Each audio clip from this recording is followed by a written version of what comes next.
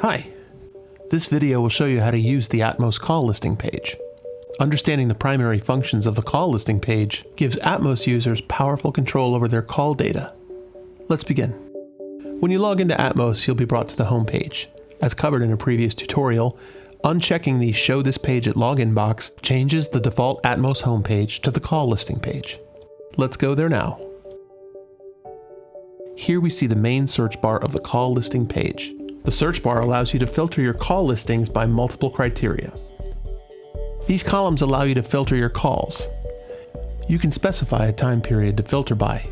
The default range is the current month. You can filter by extension, or choose an agent you want to focus on, and you can also specify a number or extension you want to search by. We can also combine our filters to deeply hone the search results. Let's demonstrate. For this example, let's look at all calls made by a particular agent to a specific number from last month.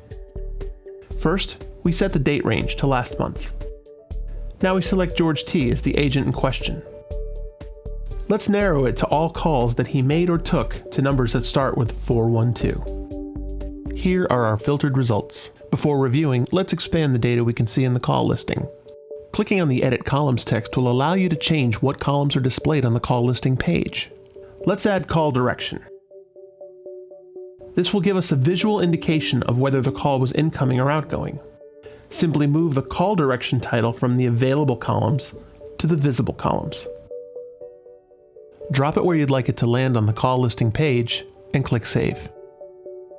Our page updates, and we can now see which calls were incoming and which were outgoing. Having customizable column layouts is one of Atmos's key features.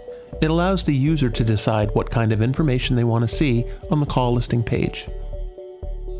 With this current column layout, we can quickly glance at key information, like call sentiment. This column shows whether QC has been performed on a call yet.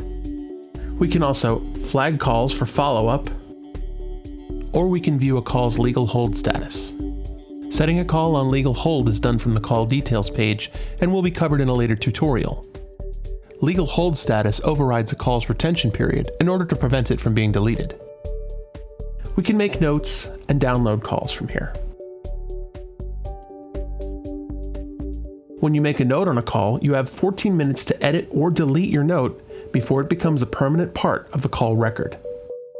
To play a call back, you can either select the play icon on the call listing itself, as seen here, or you can highlight a call and press play on the audio controller in the upper left hand of the page. Nick, may I help you? Hey Nick, it's George over at CallCabinet. How's it going today? Hey, George, Hovering over the information icon will show you various pieces of PBX metadata. The data will vary depending on what your particular PBX reports. Here, we have the option to copy the call ID, and we can see the file size on the call. Report issues with individual calls from here. This allows users to open a support ticket directly with CallCabinet right from the Atmos application. Clicking Submit initiates the support ticket. Finally, let's review the icons at the bottom of the screen. The actions available at the bottom of the screen will pertain only to calls that have their checkboxes selected on the left-hand side as seen here. This icon offers you the ability to download multiple calls at once as a single zip file. If you have the proper permissions, you can delete a call from here. This icon allows you to export all of the call data for the currently listed calls as an Excel spreadsheet. This is the Share Call icon. We will cover this feature in depth in a later tutorial. You can email a call from here as well. This feature securely shares selected calls with the email recipient and is tagged with all of the relevant metadata available for the call. The sending of this email is timestamped and becomes a permanent part of the customer log.